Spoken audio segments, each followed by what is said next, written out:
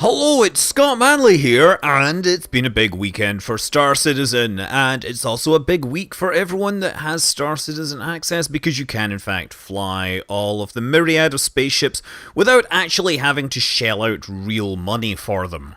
So I figured this is a perfect time for me to catch up on everything that I haven't actually had a chance to feature. This is, of course, the Reliant Corps. This is ostensibly a starter ship, but actually it's more like the step up. It's a two-pilot or two-crew spacecraft cargo vessel with big wings and a lot of weird, crazy, rule of cool driven transformer stuff. Yeah, I guess you load your cargo in there, and in here you'll notice these seats have some very interesting mounting hardware on them.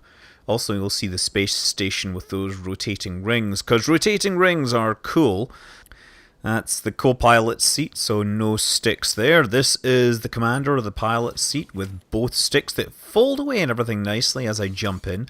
It's also, well, once I take off and deploy the undercarriage, it'll be clear why this is the captain's chair. So I'm just looking around. There we go. Exterior view. Oh, look at me there, sitting, looking cool. It's a nice blue paint job. Now let's throttle up the engines and get off of the pad. Excellent. Seems that we have a bit of a sticky thing there that makes the whole thing want to rotate. But yeah, this does some stuff which isn't necessarily practical, but it's cool. So you'll notice those, the undercarriage there. You might think that just folds away. Nope, the whole thing folds around and flips around and does crazy things. And yes, then the co-pilot ends up with his head pretty much under the pilot's butt. So whenever the pilot farts, the co-pilot gets it in their face. It's kind of like the Star Citizen version of the double-decker couch from the Lego movie. Although I can't guarantee that it floats in the ocean nearly as well. Although anyone that's played around with Star Citizen for any length of time has probably encountered the water-filled sections of space. That's more or less just a consequence of using CryEngine, which indeed has water in it. Anyway, yeah, look at that. It does look rather nice. I do like the curves. Looks a bit like a B-wing, understandably, but with the cockpit in a somewhat more central location and a lot less weapons. Ooh, wow. I tell you what, those specular reflections and bloom could be deadly on their own. So yeah, speaking of weapons, yes, get out of here. I'm gonna talk like a pirate who's from some part of Britain. Okay, so let's actually test the weapons. This is just a stock loadout. It's not fantastic. I think it's a couple of laser cannons. Because you're the bad guys, of course we're supposed to fight against you and your red spacecraft. Oh, what is that? Flashy stuff. You are in a red-skinned Origin 300 series. I'm kind of surprised that they haven't offered the pirate versions of some of these ships, you know, with the red skin and all that. I mean, they have the models and, you know, people buy things. So yeah, Citizencon was this weekend, which meant a whole bunch of Star Citizen, you know, hardcore fan people went to LA and they hung out and played games and drank out, and then they watched a big demo. A demo which was largely focusing on the procedural planet tech and, you know, having a whole mission taking place on it. It looked pretty good, I guess. I mean, their planet tech is solid, or it looks solid. I mean, you know, it's always hard to tell from pre-rendered demos, or demos that are just played as videos. But, you know, they've done a lot of work on that front, and yes, Pirate is dead. You can, of course, watch the whole stream. It's on YouTube under the Star Citizen channel.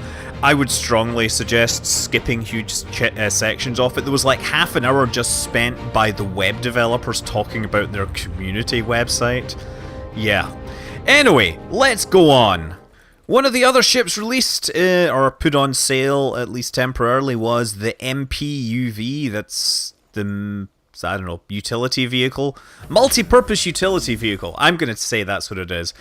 This is the passenger variant, which has a problem with headroom, apparently. because I'm having a hard time wedging my character through this. So the MPUV is unarmed. It's basically required for a number of scenes in the Squadron 42 game, and so that's why it's been released early. Of course, it's not that useful in Arena Commander, and since it doesn't have a quantum drive, it's not that useful here. But hey, it's basically a space forklift truck. This module here where the people get carried, that can be swapped out apparently for a cargo module. I mean, they're sold as two separate versions, but there's a cargo version and this is the passenger version. And if I come around the other side, this is the door on that side. That's the landing gear. And there's a little bit here, so let's open the door. Argo! And jump on inside. Wonder if this is pressurized or not.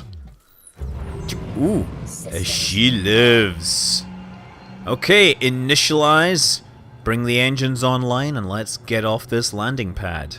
Launch complete. There we go. And we have an EMP charging. Does this have an EMP? Or am I confused by that? Oh, there's someone's Aurora sitting there.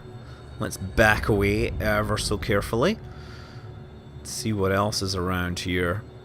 People taking off, flying their spaceships around. So yeah, it's a free fly week and there's a lot of people flying very big, expensive spacecraft. Oh look, there's somebody's Merlin there, which is not actually a big expensive spacecraft. It's a small snub fighter which attaches to a big expensive spacecraft. The demo they showed, incidentally, included the Constellation Aquila, which has been a variant which was sold and is supposed to be like the exploration version. It includes a truck, a space tank drivey thingy. Anyway, yeah, since we're talking about ships that were put on sale, the Polaris was the new concept pre-order. Concept is basically where they show you a picture, write some blurb, and say, give us money and you can have one of these with lifetime insurance when it appears. It's the only time you can get lifetime insurance. The Polaris, well, the best way to describe it is if you play Elite Dangerous, it is basically the Anaconda with the cockpit in a sensible place instead of, halfway back and being unable to see beneath you. Also, it does carry fighters, or carries one fighter that launches out of the top instead of through the bottom. Anyway, that was put on sale for the princely sum of $750. Technically, there was an option to save $125, but you could only use cash, and you had to be a subscriber, and you had to get the pre-order, and all that. And I'm sure there were people, actually, there was a lot of people that bought it. It was one of the best days of fundraising, for better or worse. And again, I gotta stress, the Polaris isn't in the game and isn't likely to be in the game anytime soon since it's so large. I'm not even sure they have landing pads big enough for it. And equally, in some distant future version of the game, when they finally stop selling stuff for money, or at least stop requiring to buy things for money, you should in theory be able to purchase this monster for in-game cash. No doubt it will take hours and hours and hours of grinding. Because let's face it, if it doesn't take hours and hours and hours of grinding, the people that spent several $100s on it will be really mad, and the people that spend several $100s on your game are the ones that you probably want to keep happy because they're the ones most likely to keep spending lots of money on your game. Anyway, this is not a several $100 ship. This is a super cheap spaceship. This is the Argo MPUV cargo variant. It's basically, a little space tug with a cargo canister underneath it and one little seat for the person that wants to hang out and keep the cargo company, sing to it. It's obviously the super premium delivery service where not only do we treat your package with great care, but we serenade it all through the flight so that it won't feel alone. Yes, this is Pampered Packages Incorporated. So yeah, pretty much the same cockpit because it's the same ship but just with the cargo section replaced. Again, warm up the engine and take off. And I realize with the other version, I didn't actually show you the landing gear mechanic. So yeah, you see those big landing gear things there? Those seem extraordinarily strong, I have to say. I'm not sure what is inside them to make them so big. Also, not really sure why they fold away like that. Like, it looks cool, but does it make it smaller or sleeker? It's certainly... Is there a reason to do that for aerodynamic reasons? Yeah, I mean, obviously somebody's designed this to look cool, but I just can't see why that mechanism is particularly useful. Anyway, look, it doesn't matter. This is all a rule of cool, not rule of sensible spaceship design. Anyway, finally we can take a quick look at the MISC Starfarer. This is the Gemini version, which is essentially the same as the regular one, but has more guns. This is the military variant of the tanker. You can see that, well, you can imagine that the Starfarer got put into the game sooner because it's the perfect thing to be escorted in an escort mission. Certainly you're not going to have the player flying it, or maybe you will. I don't know, maybe you'll have a gunfight on board. But Squadron 42 is the primary thing that they're focusing on developing at this time, although, you know, they are saying that the technology that they're putting in to make Squadron 42 work is very much targeted at the persistent universe. They keep saying no shortcuts, so we'll see, you know, how far... Well, we'll see how that turns out. Squadron 42, incidentally, it is still shown as being released in 2016, but given what they said during the slides, I mean, I'm prepared to bet real fake internet spaceship money that they do not make a 2016 release. And to be honest, at this point, I'm not necessarily sure it's a good idea, because if they rush it out before Christmas at this point, they will be going up against Call of Duty Infinite Warfare, which is another campaign, like, spaceship shooting things in space thing. I mean, obviously, Call of Duty is going to be much more FPS focused as opposed to spaceship flying focused, but equally, you know, you don't want to potentially lose audience because you're going up against one of the biggest releases of the season. But also, more importantly, I mean, there's clearly a lot of bugs still in the game that they need to get out of there. They need to have a perfect release, otherwise it will just... the bad news will continue to follow them. You know, Chris kind of suggested that an episode of, or sorry, a chapter of Squadron 42 was going to be released at Citizencon, or at least demoed. That hasn't happened. And you know, he was pretty upfront about the fact that they're missing that particular deadline. And you know, if you go to the Star Citizen subreddit, there's actually a lot of people that are kind of disappointed by the presentation in general. And they're not being greeted by hordes of people voting down any dissent, which is a good thing, finally. So that's my usual bit about tempering expectations. After all, it's better to be pleasantly surprised than disappointed. Anyway, yeah, the Starfarer Gemini is the biggest spacecraft that you can currently fly in the game. It's kind of pricey. It's a limited edition item. Rather, it's not limited edition. It's only on sale at limited times. So I believe for a limited time post Citizencon, it is available for $350.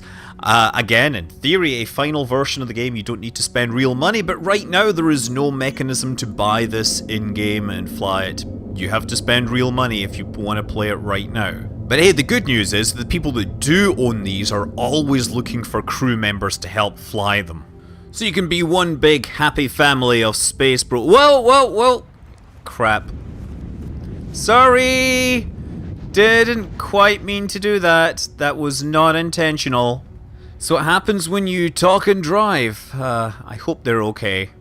Anyway, one of the best things about the Starfarer is literally just walking around the interior and finding things to do. There's the turret on top. You can, of course, sit in and pretend that you're shooting things. It doesn't work so well if you're solo. You need somebody else to fly the spaceship for you.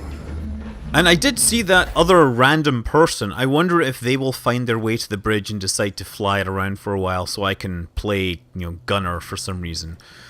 Or maybe they'll just fly it far enough away from the station that the, you know, the lockout on the guns gets lifted and then we can have a gunfight in these corridors. I could be sitting in the office here with my gun ready to go. Say hello to my little friend. That's really terrible. Sorry about that. I apologize to anyone that's ever watched Scarface. That was really... No. Yeah, here's the crew quarters. I don't see any TVs in here. They must not lay in bed watching TV. And those are the bathrooms, space bathrooms, as described by that Burning Man dude at Elon Musk's presentation. Surprisingly, that wasn't the worst question that was asked that day. I mean, personally, I like to point out that the guy that was trying to give Elon Musk the comic book is literally called Dick Rocket. Anyway, the Starfarer has, or the Gemini at least, has a pair of turrets sitting underneath its tail here. Ventral turrets sitting along those tank spurs.